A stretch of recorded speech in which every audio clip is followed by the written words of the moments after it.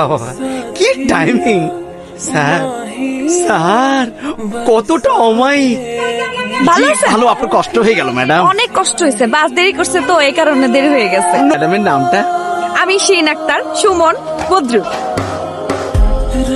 টানুকে বাইরে কি সুন্দর প্রকৃতি, উত্তাল পাতাল বাতাস, যাত্রী সবে সাথে, শুধু তুমি আর আমি। এক থাবর দিন চুরি চুরি করতে আইসস, চুরি করবি।